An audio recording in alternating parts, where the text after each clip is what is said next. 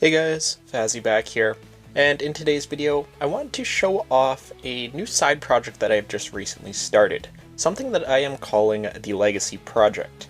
So this is on NHL Legacy, which released in 2016. It was the last game released for the Xbox 360 era of consoles. My goal is to take this game and give it a somewhat realistic future. What do I mean by that? Basically going through all the potentials of players in the game, going through draft classes, adding in players that obviously were not in the game at this point. We will get through all of that here as I explain today's project. And I just want to state, this of course is not going to affect anything on the channel. It's not going to affect any NHL 25 content or rosters. That is still obviously the main priority of myself. This is something that I'm just going to be working on the side here. Whenever I have a free moment, I will mess around and continue to improve upon this. And I do just want to say this is very, very early in the process here. Anything that I'll be showing off to you guys here, this is only about like a day or two's worth of work. I basically plan on having this hopefully done-ish by midsummer. That's my goal anyway. I've been recording a lot of older retro NHL games. I like to pre-record a lot of content and all that stuff, especially the retro stuff that you can kind of release whenever and it doesn't really affect it. It doesn't get out of date. So I do have an NHL Legacy video coming out in the summer, and my goal is to try and have this project complete around that time. I don't know if that's going to happen or not. There's so much stuff that has to be done, but that is the goal here for all of this work. But let's get into it here. I can kind of show off some of what I'm going for here. If we go to team rosters here, I can show off some of these changes. And we'll just start in the NHL. So a lot of stuff here. I've been adding in a ton of players that have been drafted that obviously didn't have the rights at this point in NHL Legacy. A guy like Troy Terry, giving him that 4 green star. Basically when I go with potentials, I'll show it up on screen here very quick.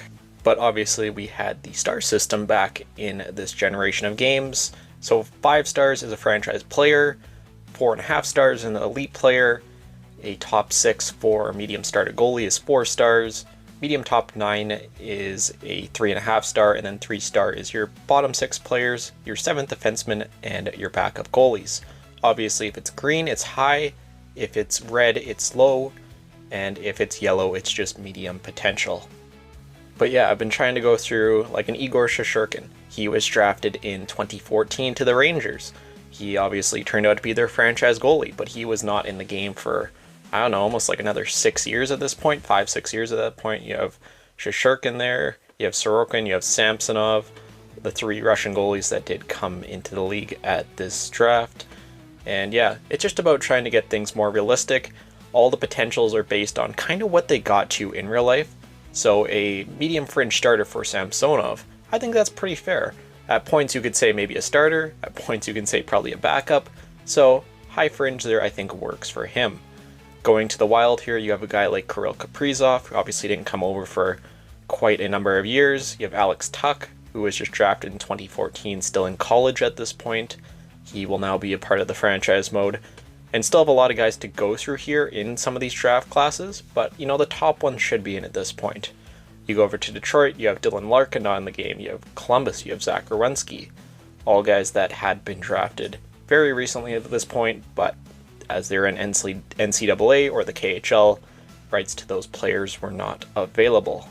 But this isn't just about adding in players that were missing, also going through potentials of players that needed upgrades or downgrades for whatever reason. So perfect example here, going to Tampa Bay, you have Nikita Kucherov. At the time he had, I think, the equivalent of a low elite potential. Obviously we know how he turned out, being one of the top players in the NHL, gave him his high franchise potential. I did that with a few guys. We can go over to Colorado here, Nathan MacKinnon. You'll see here that he also has his high franchise potential. A guy like, obviously Connor McDavid, he only had franchise potential. I boosted it to high franchise. Stuff like that. I do actually kind of want to show this off a little bit further here, just with some of the prospects that I have boosted. Let's go and jump into a new franchise mode here. But there we go, now in franchise mode we can take a little bit of a better look, especially at some of the prospects and some of the changes that I've made here. So starting off, let's go back to the Colorado Avalanche. Obviously at the time, Mikko Rantanen, one of their top prospects, in-game only had like low top 9 potential. Now he has high elite. So there's a player that's going to be in franchise mode that you may not have even seen before. Now he's going to be a big part of that. Going over to Boston, David Pastrnak gave him just medium franchise potential. I think he was like medium top 6. And yeah, I can go like really on and on here. Braden Point, I think he again had low top 9 potential. At the time, he was a 3rd round pick in 2014, so that would make some sense, low 9. But obviously he turned out to be a much better player than that, so he is getting his high elite potential. Winnipeg Jets, Josh Morrissey there. And it's just, yeah, I don't know. It's not just about adding players to this. It is nice adding those guys we don't have, but making those real life prospects better that actually turned out to be like studs in the real world was really cool and something that was definitely a very big focus of this project. I haven't touched anything currently with overalls yet. I was mainly just going through potentials, at least pretty early on here. And then moving over to draft classes, you'll see that I've gone in for the first 3 draft classes. The latest I can technically do with the years in this game is updating all the way up till the 2018 NHL entry draft. So you see now, Austin Matthews, Adam Fox, Clayton Keller, all these top players that weren't in the game for whatever reason are now in and can be selected in year 1. The issue I've been facing here with all these draft classes is that now, for whatever reason, EA takes a lot of the players in-game, prospects that I've already lowered, they don't have a high potential, and they just boost them for whatever reason. There's no way to really eliminate that to my knowledge, like a Ham there. For whatever reason, he just automatically gets an artificial bump, even though he has like a 2 red star potential when I'm editing. For whatever reason, the game just bumps him up, I guess to fill out the draft class, but it is super annoying when you're trying to add in all these guys that are missing and then boost up potentials of the guys that should be higher up. I don't know if there's workarounds for that. If for whatever reason you guys do know, definitely let me know for sure. But now you'll see Cale Makar, Quinn Hughes, and many, many more in the NHL drafts. But yeah, I think more or less that is going to do it for today's video. Just kind of wanted to show you guys what I'm working on here behind the scenes, something that, like I said, it's not going to have my full undivided attention, so don't expect updates on this too regularly, if really ever. I might really come out and talk about this the next time when I do that NHL Legacy video. I honestly don't really know yet. We're going to have to see how things progresses, but yeah, something I'm excited about, something that I just kind of wanted to show off to you guys. Apparently there is ways that I can share this roster, even though it isn't obviously a really old game and there is no roster sharing.